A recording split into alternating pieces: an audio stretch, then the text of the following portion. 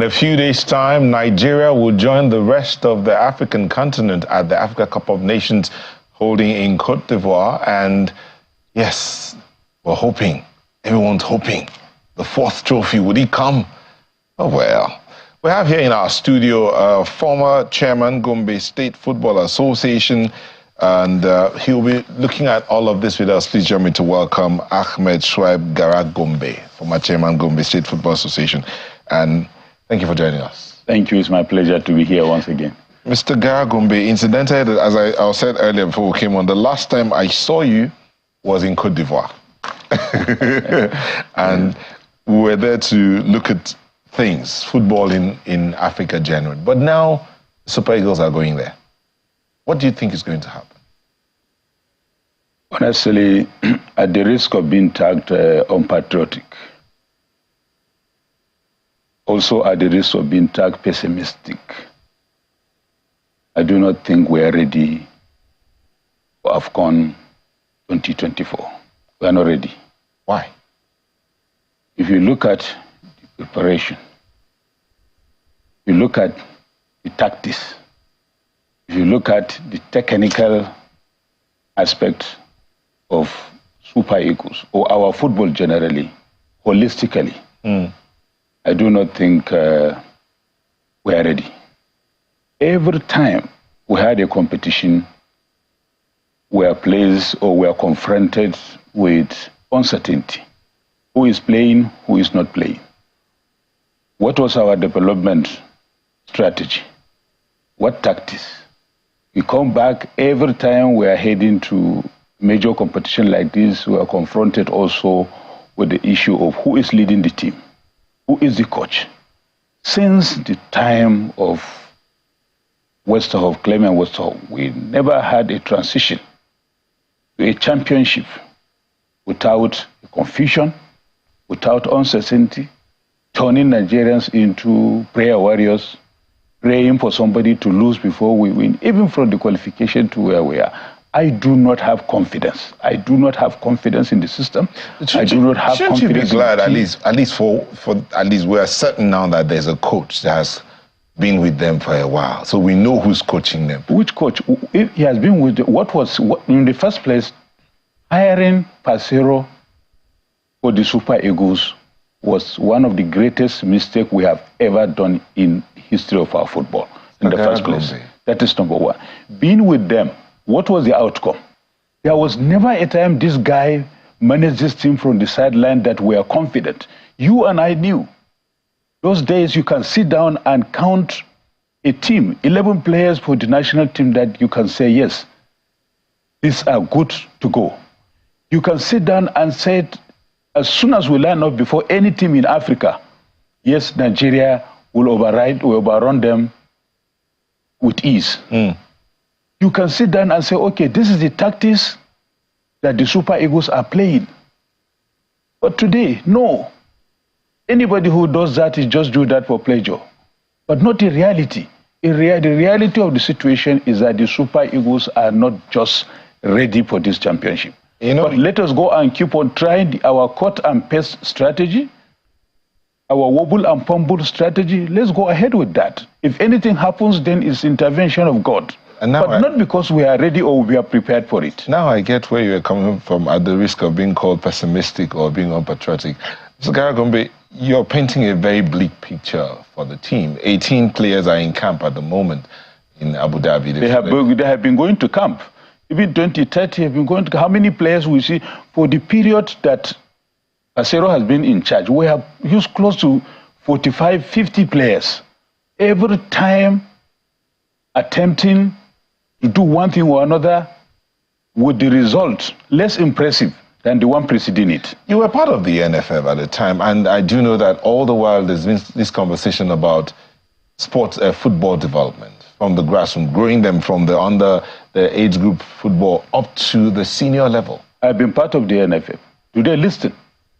Do they listen? Do our people listen? Do our people listen to the truth? I'm glad you remembered. In the last 20, 25 years, I had always been consistent. Let us do the right thing. Let's fix it. Do the NFA today have a developmental program for our football? Look at what Morocco did. And the result showed in Qatar. What is it? Are we not created by the same God? What does it take? What are the quality of people in the technical committee? Who is the chairman of the technical committee? What is the quality of people running our football? Do you know at the time, in CAF, technical committee, Chief Festus Onubinde was representing us there. They pulled him out and appointed a butcher, somebody who doesn't know anything about football. How on earth can you go to a level like CAF and pull up Chief Onubinde, who has coached other countries with his antecedents and records, and pull him out and just bring a non-entity and put him there? Today, using very strong words. Today, yes, they deserve it. We have to use strong words. Because you ask me, you say I was there. Maybe you are just short of saying, what did I do? I did my best. I did my best. What you consider your best? What? I think you did what you consider your best. Yes, what I consider my best, but those who have been following me knew that I have been talking. I've been talking at every step of the way. Look, now if you ask the Federation, what is your 5 years football development plan? And that was what I have taken on the present leadership of the NFA. I have nothing against Gusau. He's a fine gentleman. He is my friend. But I said to him, the honeymoon will soon be over. We will start talking. And we have started. When you came in as a president of the Federation, tell us the rot you met when you resume office.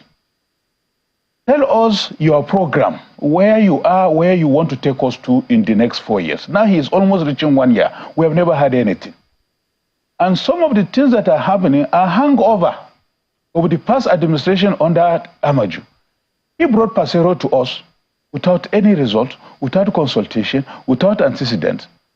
And here we are. And I have been calling for Gusau to tell us, for goodness sake, what is the rot, the actual rot you made on the ground, the corruption, the lack of vision that you made on the ground, and tell us your own vision, so that we will begin to measure you. But after now, as far as I'm concerned, what Gusau is doing is an extension of the Amaju's presidency. And if you are doing something silently, come out and tell Nigerians that this is your program. Then we start to judge you from there. For goodness sake, there are so many things that are going on in Nigerian football. So many things, so many things. So and again, I would say, let's not paint a picture of things not looking good, because are they good? That is a problem, my brother. Hasn't the league? If we fail to speak the truth, we shouldn't pretend that things are good. I'm asking a question. Hasn't the Nigerian league picked up? Picked up from where to where? From where to where? No, from where to where? They have been shouting that, look, we have found sponsorship. Which sponsorship? What is the general value of the Nigerian league? Let them tell us the commercial value of the Nigerian league. And let them tell us also the sponsorship value of the Nigerian league. They just signed one very embarrassing contract, and they are shouting about it with one of these they say sponsors who doesn't have a television platform.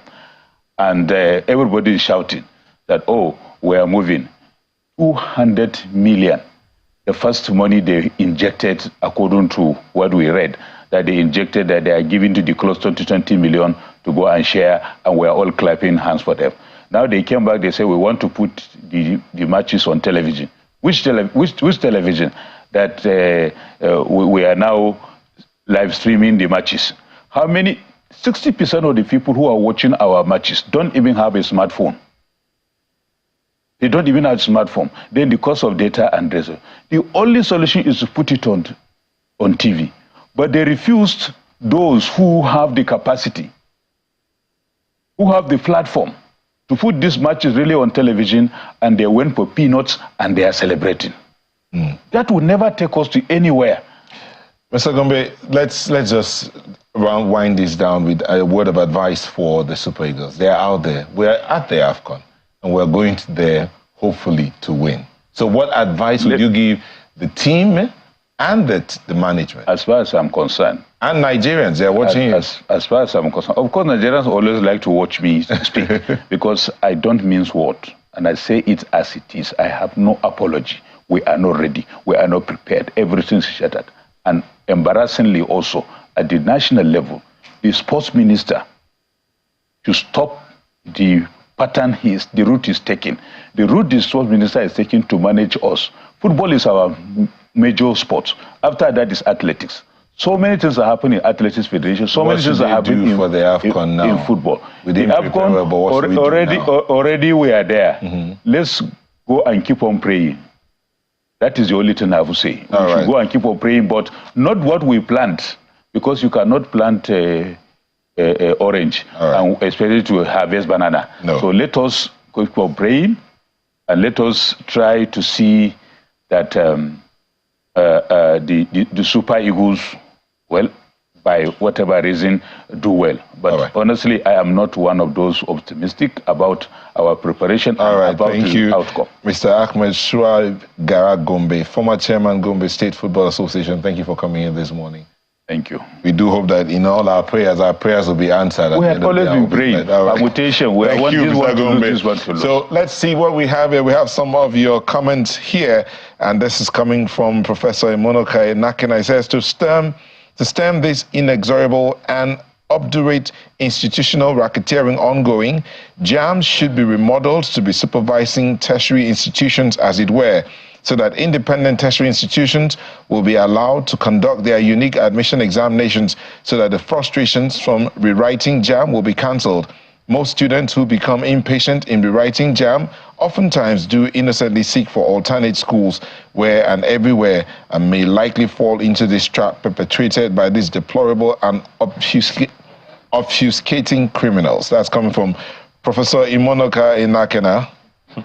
Well, two other comments are from Festus. And that's it on Sunrise this day. I want to thank you all that sent in comments and all of that, and for letting us be a part of your morning. I'm Neo Taigwe. We appreciate your comments, Festus and Ejike. Thank you. Have a wonderful day. I'm Ayo Makinde.